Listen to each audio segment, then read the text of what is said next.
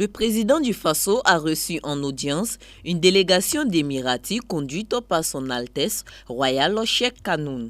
Après plus d'une demi-heure d'entrevue avec le chef de l'État, Rochma Christian Kaboré, les invités de la présidence n'ont pas dévoilé l'objet de leur visite aux hommes des médias. Mais à ne pas en douter, il est certain que ces Émirats d'Arabes Unis sont venus renouer leur amitié et leur coopération avec les nouveaux dirigeants du pays des hommes intègres.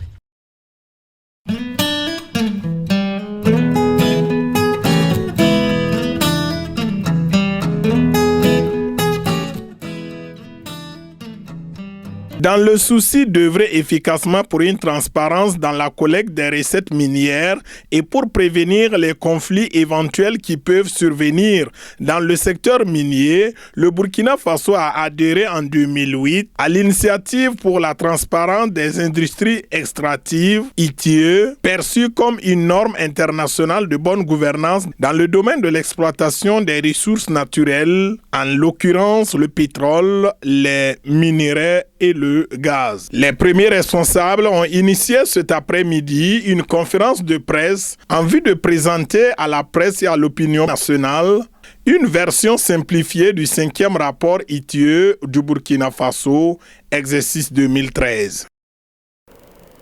La mise en œuvre efficiente du processus dans un pays donné requiert la mise en place de structures institutionnelles de pilotage. Ce dispositif comprend deux instances.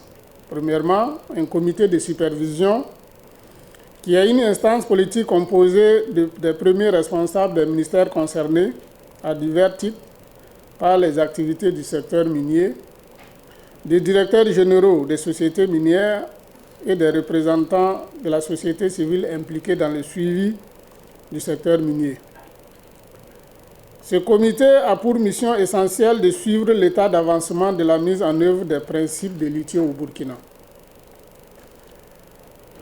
La deuxième instance est le comité de pilotage, qui est composé de représentants de l'administration, du secteur minier, de la société civile et des médias. Il est chargé de coordonner et de suivre la mise en œuvre selon une démarche participative des activités de l'ITIE au Burkina Faso en vue de garantir une contribution optimale des recettes tirées de l'exploitation des ressources minières au développement économique du pays.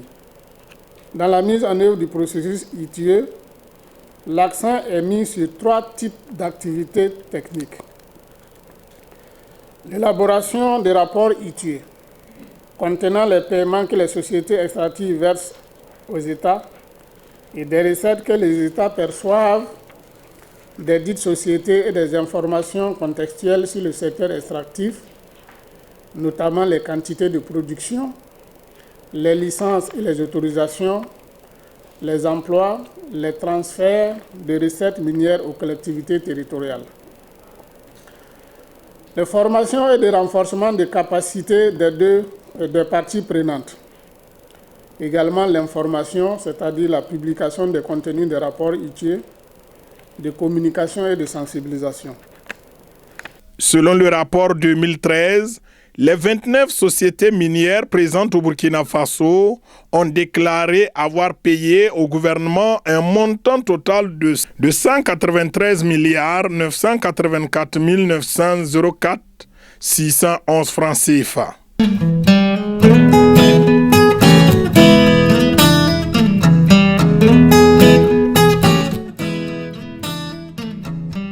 Le chef de file de l'opposition politique burkinabé, conduit par Zéphirin Diabré, président de l'IPC, a tenu ce jour sa première conférence de presse depuis sa nomination par l'Assemblée nationale. Cette rencontre marque la rentrée politique de l'opposition. Dans cette rencontre, plusieurs points de l'actualité ont été abordés. Il faut noter que plusieurs partis politiques ont déjà déclaré leur appartenance au CFOP, dont le CDP, l'ex-parti au pouvoir, et l'ADF-RDA. Que le chef de file de l'opposition politique n'est pas le chef de l'opposition politique, ni le chef des partis qui ont déclaré leur appartenance à l'opposition politique au Burkina. Il en est seulement et simplement le porte-parole. Et il sera la voix de tout consensus qui se dégagerait au sein de l'opposition sur les questions essentielles touchant donc à la vie de la nation. Cela implique que chaque parti politique de l'opposition garde donc son autonomie de décision et peut avoir à l'occasion des positions personnelles conformément donc à son projet politique. À ce jour, l'opposition politique compte près d'une vingtaine de partis qui sont à la fois parlementaires et extra-parlementaires, qui incarneront donc cette opposition-là, qui se veut républicaine, qui se veut une opposition à la politique gouvernementale et qui a pour ambition de contribuer à réaliser l'alternance démocratique, puisque c'est ça la mission historique de toute opposition, laquelle alternance, de notre point de vue, sera donc la voie pour le progrès de ce pays qui, faut-il le rappeler, nous est cher à tous. Nous sommes une opposition républicaine, nous sommes une opposition qui insère son action donc dans le cadre des lois et des règlements de la République. Nous ne sommes pas une rébellion, ni un groupe armé, ni encore moins un groupe de putschistes. Donc c'est dans le cadre de la République donc, que nous allons exercer notre devoir républicain, qui est d'être le contre-pouvoir face donc à ceux qui gouvernent le pays, et qui est surtout d'être le proposeur d'une alternative à la politique donc, qui est menée par ceux qui sont donc au pouvoir. C'est l'ensemble des questions touchant à la vie de la nation qui vont constituer donc la matière et le socle de la politique autour de laquelle nous allons donc travailler. Plusieurs chefs de partis membres du CEFOP ont eu à répondre sur des questions d'actualité, les Koglo-Héros, les plusieurs milliards de blanchiment, l'opération du recrutement massif des enseignants du poste primaire, la gratuité des soins médicaux ont été l'objet des critiques. La question de la sécurité des personnes et des biens est devenue un grand souci pour le Burkina Faso et les Burkinabés. Or, cette question du Koglo-Héros s'est invitée d'une certaine manière au cœur de ce débat. Alors, quand on regarde ça de là où nous sommes, on se dit que si des citoyens ont été obligés de se constituer en groupe d'autodéfense ou en initiative locale de sécurité, c'est parce qu'il y a eu la défaillance de l'État. C'est parce que l'État a failli dans sa mission régalienne de protéger les citoyens, de protéger leurs biens. Et du reste, quand vous parlez aux gens des Koglo-Héros, c'est la principale raison qu'ils vous avancent. Et ils ajoutent que même quand on attrape des voleurs et qu'on les envoie donc dans le circuit de la justice, on se rend compte qu'au bout de quelques temps, pour des raisons qu'eux ils ignorent, ils sont libérés et reviennent les narguer dans leur lieu d'habitation, voire même les menacer. Donc c'est la défaillance de l'État qui a amené ce phénomène-là. Mais en même temps, nous sommes dans un pays qui se veut une république et qui est régi par des lois et des règlements et où chaque chose a sa place qui lui est définie. Et c'est la mission de l'État, c'est son rôle, parce qu'il en a le monopole en termes de pouvoir aussi, d'assurer la sécurité des personnes et des biens.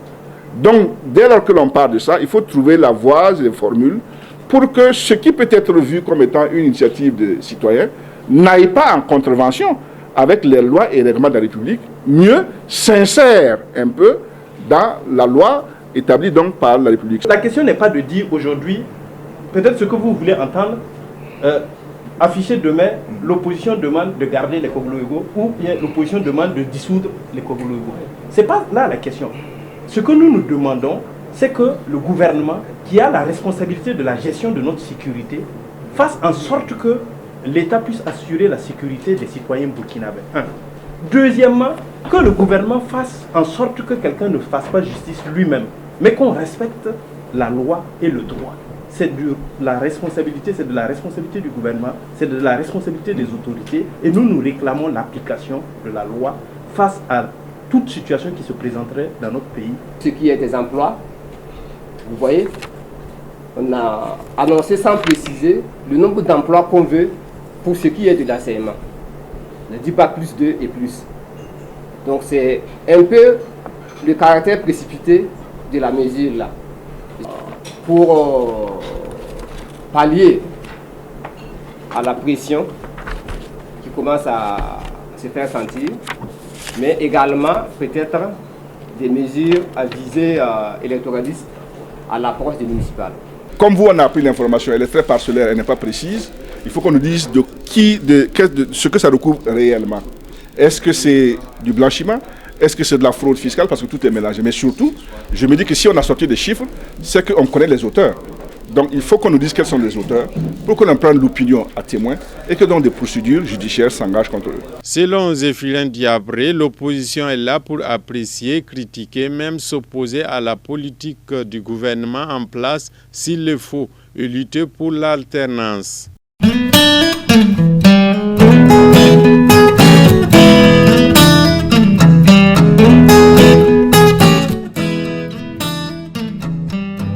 À l'occasion de la commémoration de la Journée internationale de la francophonie, célébrée au mois de mars, est organisée cette cérémonie dénommée l'Agora, qui est un cadre de rencontres et d'échanges sur les genres littéraires.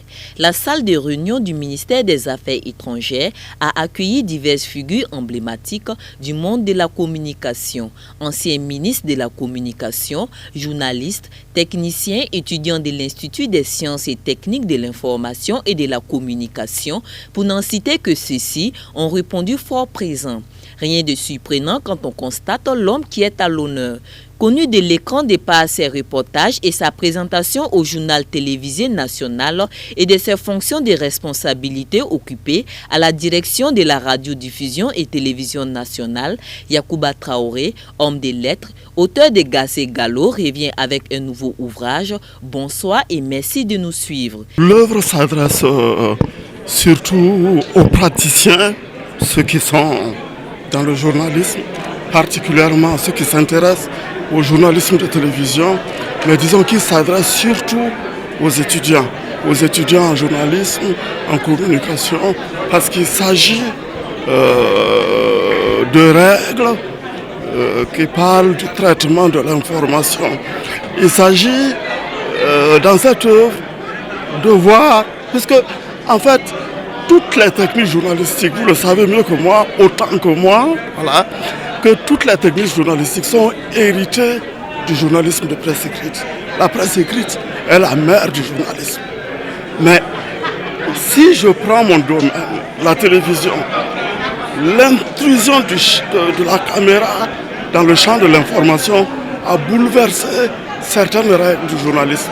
Cette œuvre de 369 pages existe selon l'auteur pour rendre hommage à tous les hommes inconnus de l'écran qui travaillent dans l'ombre mais qui font du journaliste ce qu'il est, mais aussi pour inciter les amoureux du métier du journalisme à plus de professionnalisme. Sciences, techniques et arts complexes du journalisme, l'auteur ne propose pas des théories sans aucune prise avec la réalité du terrain. Il évite également les stéréotypes, les clivages d'écoles stériles et inopérants. Il met par contre l'accent sur la perspicacité et parfois la témérité du journalisme, du journaliste en quête d'information. Bonsoir et merci de nous suivre est certes une exclusivité sur l'information télévisée, mais l'œuvre porte aussi un regard sur notre société, nos agissements, nos ambitions, nos émotions et bien sûr, nos espoirs et désespoirs. L'homme pétri d'expérience, l'homme qui a permis que l'on comprenne les difficultés de notre travail, mais aussi qui projette sur l'avenir.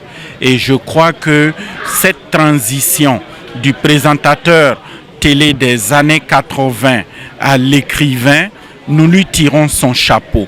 Et je crois que l'Agora, à l'occasion du mois de la francophonie que nous venons d'avoir, va sûrement susciter des vocations et permettre que les jeunes journalistes que vous êtes puissent écrire, mais aussi vous inspirer. L'écrivain de donner des petites astuces pour qui veut briller dans ce corps de métier. La meilleure manière de savoir, c'est être ignorant de tout. Il faut être humble. Si vous êtes humble, si vous êtes pétri d'humilité, vous apprendrez beaucoup. Voilà, et puis écoutez l'expérience. Écoutez l'expérience et se forger une personnalité. Voilà, parce que j'ai l'impression que ce métier n'est pas respecté comme il se doit. Voilà, faites-vous respecter. Imposez votre respect aux autres. Voilà. Il ne peut pas, il y en a qui définissent le journalisme comme étant un milieu sacré par rapport à un milieu profane. Soyez les maîtres de ce milieu sacré-là. Voilà. tout est dans l'attitude, comme on le dit. La secrétaire générale de la Commission nationale de la francophonie a déploré le faible engouement des Burkinabés à se mettre à la plume. Enseignant, journaliste et écrivain, Yacouba Traoré, quant à lui, n'attend pas s'arrêter en si bon chemin. Un nouveau bébé est déjà en route.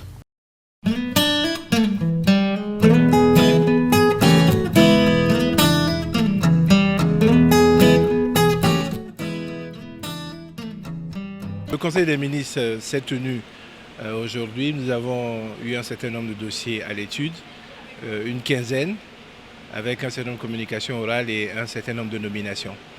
Je vais faire l'économie de quelques dossiers qui sont assez intéressants et importants. Tous le sont, mais sur ces points-là, j'aimerais quand même parler de cette présentation que nous a faite la ministre de l'économie, des finances et du développement en ce qui concerne notamment le CENTIF. Le CENTIF, c'est la cellule nationale de traitement des informations financières.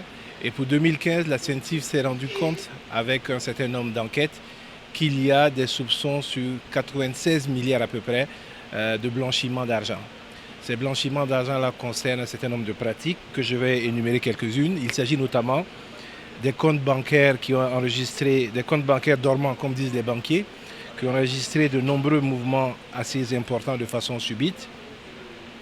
Il y a par exemple également les comptes des mineurs qui sont crédités avec des sommes relativement importantes. Il y a des versements de transfert de fonds, notamment d'organisations à but non lucratif sur des comptes privés. Il y a également tout ce qui touche la fraude fiscale et les infractions à l'augmentation du chômage. Donc au vu de cette réalité-là, le Conseil instruit le ministre en charge de la Justice et des Finances de suivre l'évolution des dossiers dans le respect des procédures judiciaires. Il faut savoir que ces dossiers-là sont au niveau de la justice, mais le gouvernement a quand même demandé au ministre en charge de la Justice et des Finances de suivre pour qu'effectivement on sache où on en est sur ces questions-là. Au niveau du ministère de l'Habitat, il y a en fait la question des maîtrises d'ouvrage déléguées. Il faut savoir qu'il y a à la fois une maîtrise d'ouvrage déléguée au niveau du Premier ministère, il y en a une qui est le PSUT, il y en a une autre qui est logée au niveau du ministère des Infrastructures. Donc le Conseil a décidé de réunir toutes ces maîtrises d'ouvrage-là en une seule, afin donc de rendre le travail un peu plus opérant et plus efficace, notamment en ce qui concerne l'exécution et le suivi des œuvres, afin qu'on n'ait pas des situations où on a des marchés qui sont déclarés achevés, mais en réalité qui n'existent pas. Sur la question de l'emploi, avec notamment le ministère de l'Éducation nationale. Il y a le lancement donc, de ce recrutement annoncé en ce qui concerne notamment des étudiants ou anciens étudiants Bac+2.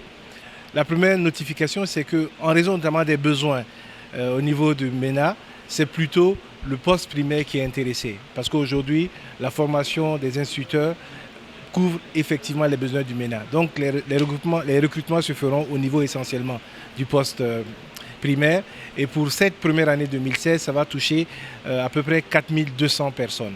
Donc à partir du 15 mars, donc un communiqué va définir de façon claire et précise les conditionnalités de participation des uns et des autres à ce recrutement-là. Je rappelle que sur l'ensemble du quinquennat, c'est 16 000 postes qui sont prévus pour être pourvus donc, dans le cadre de la politique du chef de l'État. Il y a eu effectivement des nominations et il y a une qui est emblématique, c'est la nomination du colonel de gendarmerie, M. Ouedraogo François, comme directeur général de l'Agence nationale de renseignement.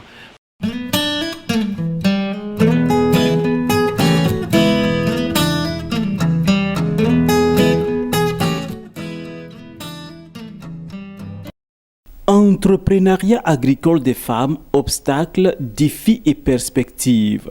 C'est sous ce thème que les femmes du Burkina ont célébré la 159e journée internationale qui leur est dédiée. Les femmes du Burkina, c'est 52% des actifs des ménages, 45% de la production maraîchère et 47,2% de l'élevage.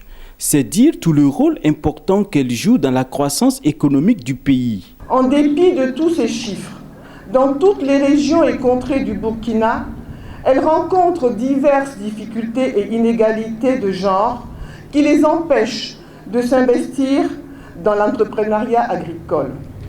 À ce titre, on peut retenir qu'elles ne sont pas propriétaires des terres qu'elles utilisent. Dans la plupart des cas, elles sont employées comme des ouvrières agricoles et n'ont pas accès à l'eau d'irrigation. Leur accès au crédit agricole reste limité du fait des garanties demandées par les institutions de crédit et elles manquent de moyens financiers pour l'achat des intrants et des technologies de production. Nonobstant ces difficultés qui rendent leur croissance économique difficile, les Amazones du pays des hommes intègres restent debout et espèrent en de meilleurs lendemains. Je puis donc vous assurer que les recommandations et les suggestions seront transmises à qui de droit et des dispositions seront prises par mon département pour le suivi de leur mise en œuvre diligente. Aussi, je ne doute pas que cela est une priorité du gouvernement, car il y va de la construction d'une société juste et équitable et d'un Burkina Faso stable. Venus des quatre coins du pays, elles n'ont pas fait dans la dentelle au cours de cette célébration. Parades militaires et civiles, allocutions et décorations étaient au menu de cette célébration qui s'est déroulée sous le regard du Premier ministre Paul Thiéba. Outre le soutien de l'équipe gouvernementale, les épouses, que dis-je, les époux ont aussi soutenu leur épouse à leur façon. Aujourd'hui, c'est un jour, vraiment, le jour de 8 mars réservé aux femmes. Et nous, les hommes aussi, on doit les accompagner. C'est pour cela que je me suis déguisé en dame aussi pour accompagner les femmes. Et nous les souhaitons bonne fête. Il n'y a pas de problème. Et les femmes luttent pour toujours ressembler aux hommes. Ils luttent et ils continueront à lutter. Mais ils ne pourront jamais ressembler aux hommes. Il ne suffit donc pas de porter des mèches et d'avoir du rouge sur les lèvres pour être une femme. La lutte continue. La ville de Ouagadougou. La commune.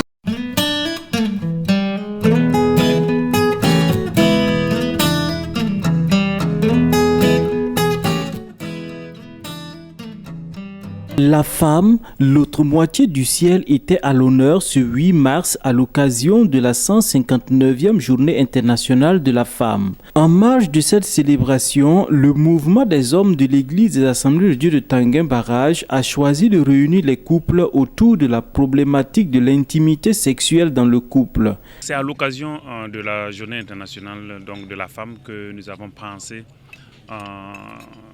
traiter de ce thème, pour juste l'édification des couples au sein de notre assemblée et aussi faire plaisir à nos épouses. La sexualité est un don de Dieu. Dieu nous a créés sexués et c'est une très bonne chose. C'est ce que Dieu dit. Et le Cantique des Cantiques célèbre l'amour pur et saint d'un couple qui se réjouit ensemble du plaisir de la sexualité.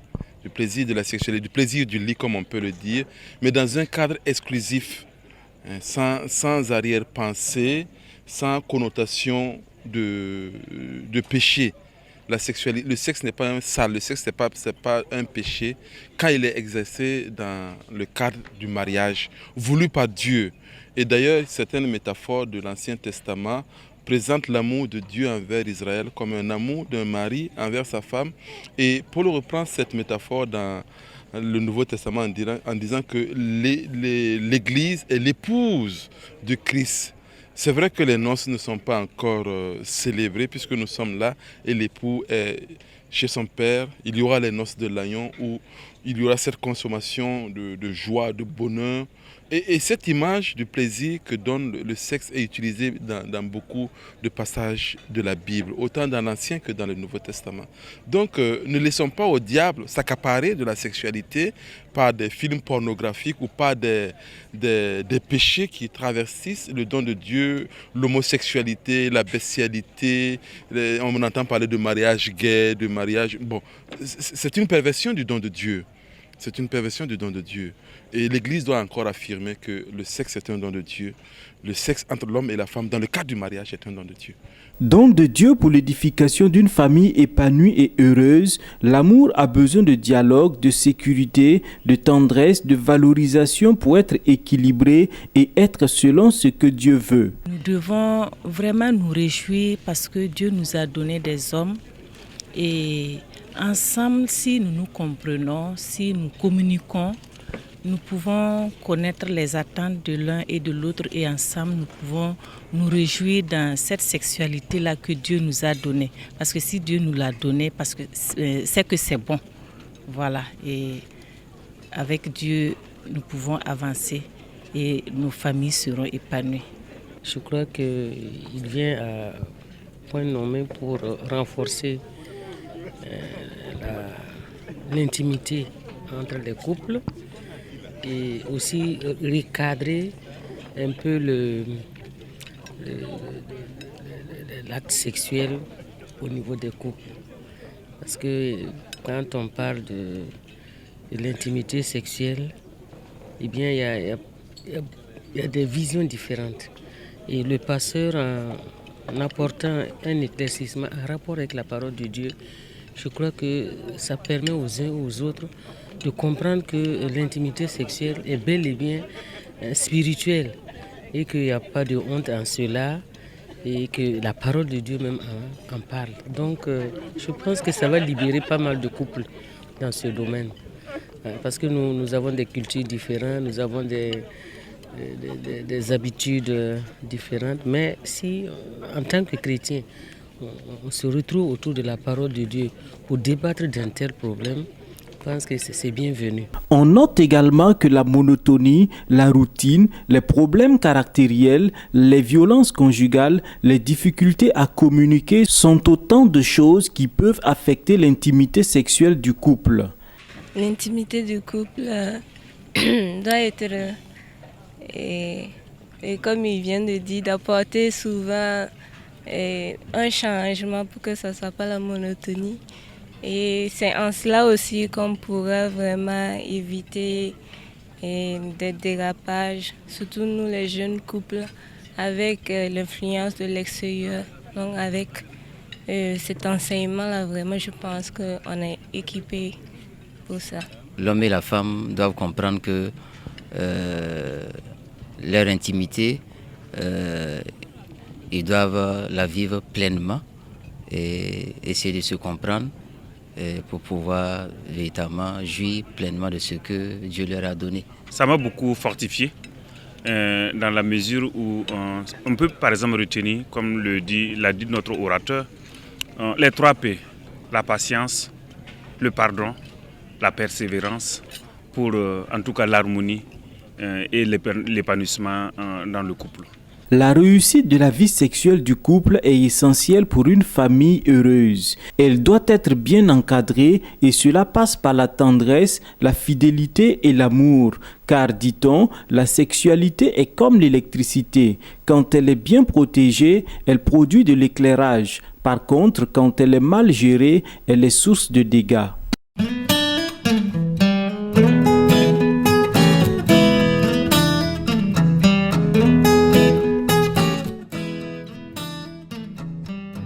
« 800 kg de riz, 100 kg de poisson, de l'huile, des vêtements, une tonne de ciment, la somme de 100 000 francs CFA et bien d'autres choses ont été offerts aux pensionnaires de l'école biblique de Koubri. C'est un don des membres du temple évangélique Grâce et Victoire. Par rapport à cette vision que l'Église a eue et qui nous a amenés à nous déplacer à Koubri pour venir voir et toucher de visu les réalités de l'école. Et ça permet aux fidèles d'avoir plus d'engagement et une vision claire de ce que le Seigneur appelle ses serviteurs à accomplir. C'est une vision, je dirais, noble et qui s'inscrit dans la dimension ou dans le cadre de la prescription biblique. Nous aurions aimé avoir plus que cela, mais nous avons pu avoir 800 kilos de riz. Nous avons eu du macaroni, du spaghetti et nous avons pu avoir des bonbons parce qu'il y a près de 300 enfants ici. Et nous nous sommes dit, bon, il faut pas qu'on oublie les enfants. Donc nous avons eu près de 12 cartons de 25 kilos de bonbons. Et nous avons eu aussi 100 kilos de poissons séchés Au nombre d'une vingtaine, ces fidèles sont venus soutenir ces hommes et femmes qui ont abandonné tout pour consacrer 3 années de leur vie à l'étude et à la connaissance de la parole de Dieu. Ce fut l'occasion pour ces visiteurs de toucher du doigt le vécu de ces étudiants. Que malgré les conditions de vie difficiles, il y a des hommes et des femmes qui répondent à l'appel du Seigneur, qui peuvent dire « Seigneur, mais voici, envoie-moi ». Et loin des difficultés que nous rencontrons sur le terrain, pris individuellement, on sent dans la vie des étudiants qu'ils ont une paix, la paix de se savoir dans la volonté de Dieu. Et c'est ce sentiment de satisfaction que j'éprouve au-delà des difficultés, au-delà des limitations, au-delà de ce qui manque à l'école. On voit qu'il y a beaucoup de défis. Quand on va regarder à ce qui manque, on va dire que c'est un champ de misère. Mais quand on voit le résultat de ceux qui passent par ces écoles sur le terrain, on se réjouit que tout participe à leur formation. Particulièrement touché, c'est vraiment voir ces braves dames se battre, corps et âme, dans des conditions, je dirais, un peu difficiles. Et il y en a qui n'ont pas de cuisine, les logements, bon, un peu saturés, mais on pense que ça fait partie de la formation. Et je pense que c'est vraiment par la grâce de Dieu que ces femmes peuvent quand même pouvoir se battre jour après jour dans ces conditions-là. Nous sommes très heureux d'accueillir en tout cas une délégation de l'église Temple Grâce et Victoire. Vous avez vu vous-même, les étudiants étaient très heureux, très contents. Et nous sommes très contents de cette visite.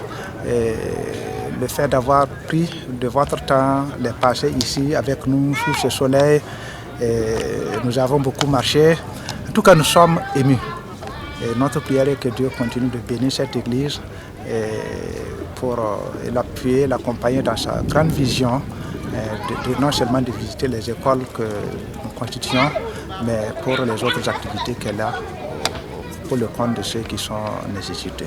Ça répond à la prière des élèves et je voudrais vraiment remercier le Seigneur pour la vie de cette église et pour les responsables qui ont eu cette vision. Que Dieu les bénisse. Les chrétiens du temple évangélique Grâce et Victoire, par la voix de leur pasteur Josué Dipama, a exhorté ses futurs dirigeants d'assemblée à persévérer et à toujours croire en celui qui les a appelés. Depuis 1952, de nombreux serviteurs de Dieu sont sortis de cette école et ont su impacter leur génération.